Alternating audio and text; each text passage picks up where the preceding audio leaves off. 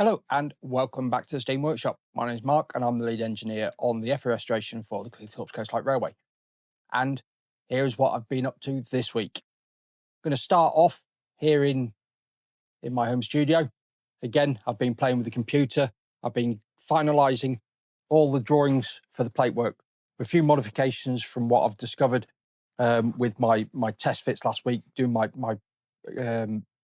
MDF templates for the guide irons, things like that. So I've had a bit of a tweak on everything, finalised everything. So now this is ready to be sent off to the laser cutters. Now, let's go through what else I've been up to this week. So here we have the lubricator. Now, this is all the external components, and they've all been given a good coat of Heritage black paint. So it's had an undercoat and 2 coats of top coat, and they are looking lovely. They're not quite hard enough yet for assembly. I've even done white in behind where the gauge glass goes on there, but yeah, next week that can go back together.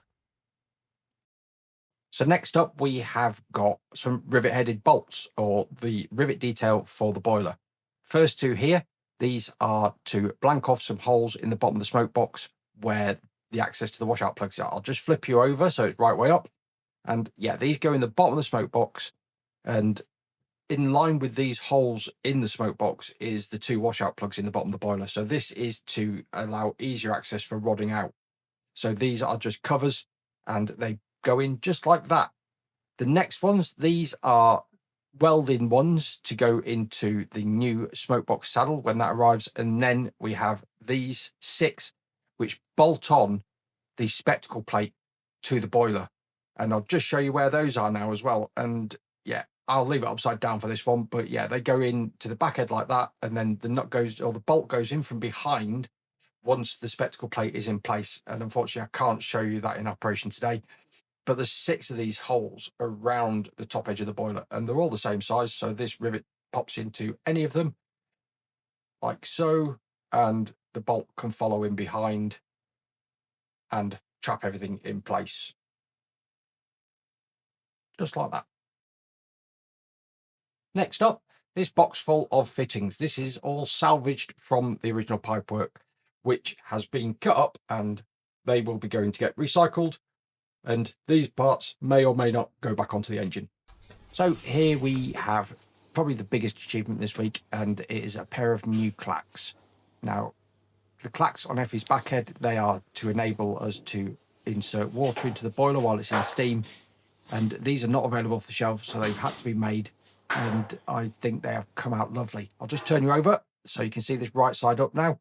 So you can see we have the clack in place here.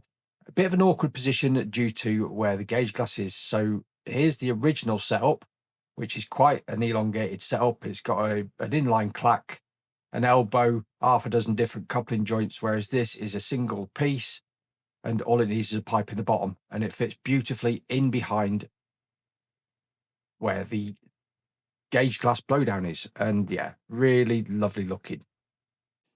So a little bit of a weird week. Got to the end of it thinking I haven't really got much work done, and you could probably fit the amount of work I've done in my pockets. So yeah, a lot of fiddly stuff, but it's good to get the rivet headed bolts out of the way, get the clacks out of the way, and get all the finalisation on the drawing for all the metalwork. So yeah, it's really starting to come together now. But more of the same next week. As always, thank you very much for watching, and I'll catch you next time.